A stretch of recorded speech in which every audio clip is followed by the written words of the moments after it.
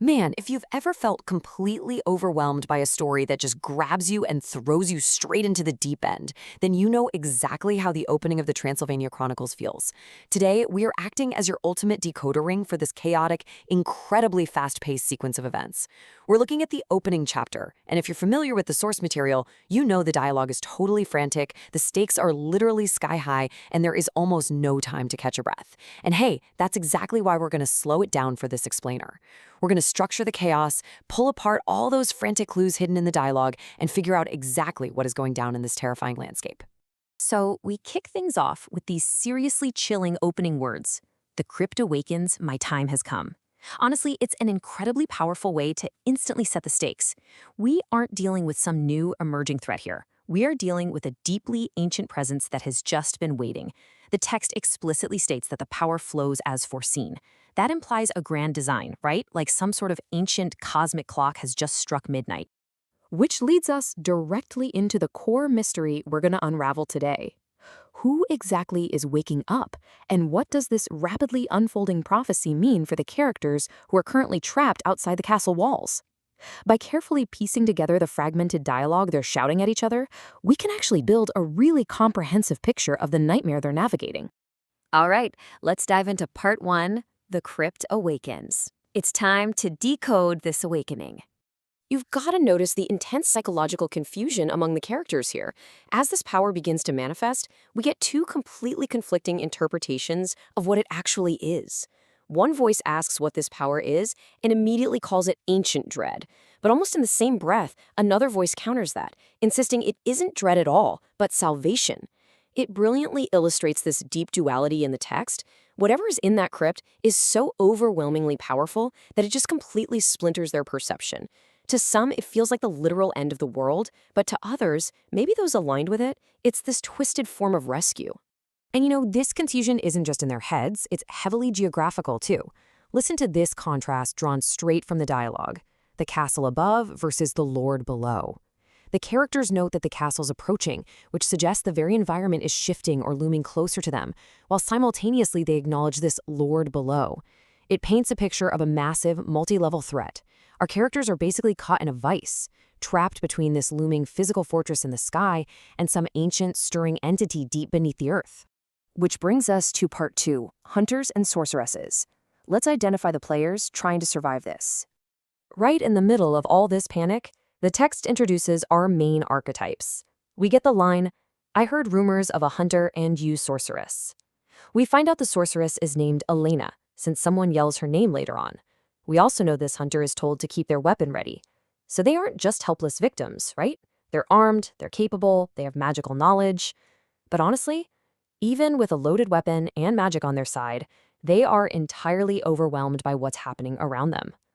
So what exactly are our hunter and sorceress reacting to?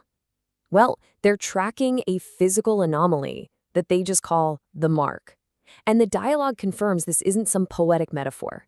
They're shouting about the heat, saying, the mark, it's real, he's found it, and pointing out that it's reacting and glowing.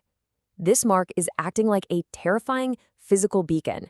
It's basically a real-time thermometer for the danger they're in, glowing brighter and heating up as the ancient threat gets closer. Then they hit the seal.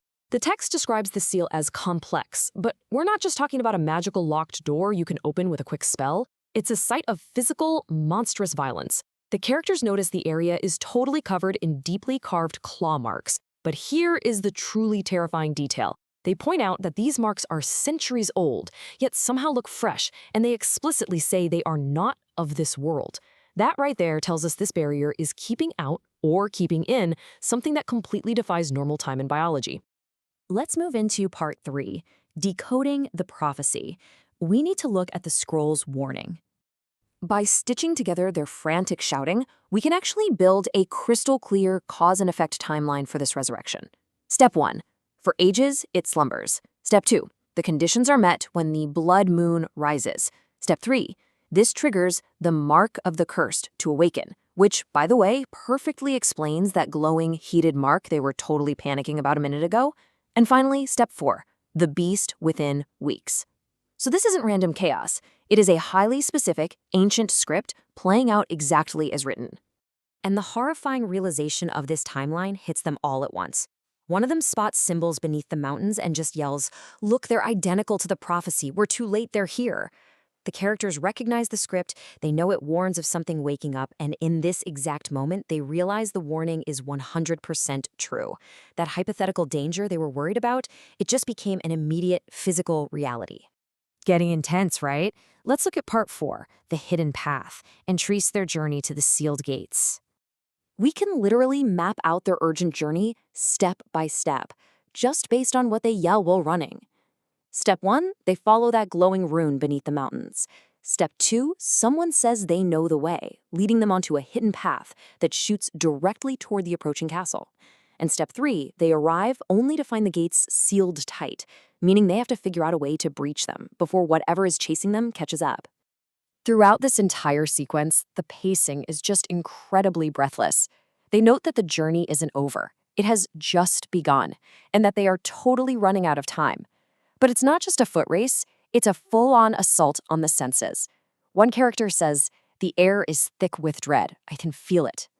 The atmosphere itself is becoming suffocating and hostile, the closer they sprint toward those sealed gates.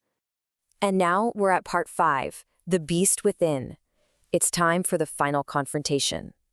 All of our clues converge right here, and everything just escalates. They know their pursuers are close behind. They're standing right next to those unearthly claw marks. One of them whispers that they feel eyes on us. This all builds up to a sudden, desperate command to stop, a panicked order to hide, and the terrifying metallic ring of swords being drawn. The hunt is officially over. They have been found. Which brings us to the absolute, utter chaos of the final lines. "Ready the weapon, I see it now. Stop. What is it? Alina's swords. Hide." The text literally just cuts off right as they make visual contact with whatever has been hunting them. The lightning-fast transition from "I see it now" to the sheer panic of "hide" tells us everything we need to know about the sheer scale of the horror standing in front of them. The hunter's weapon and the sorceress's magic? Yeah, they suddenly don't seem like nearly enough. Leaving us with this stark final question, pulled right from the characters' own mouths earlier on. What secrets hide within these walls? The crypt is awake, the prophecy is fulfilled, and the beast is unleashed. We've decoded the shifting environment, we've tracked the glowing mark, and we followed that hidden path right up to the absolute brink of disaster. But as for what exactly stepped out of those shadows to meet Alina and the hunter, that is a secret we are left desperate to uncover. It just goes to show why these stories are so effective. The unseen threat is almost always more terrifying than the one standing right in front of us. So what do you think is waiting for them on the other side of those gates? Thanks for joining me on this explainer, and remember, keep your eyes open. You never really know what's waiting for you in the dark.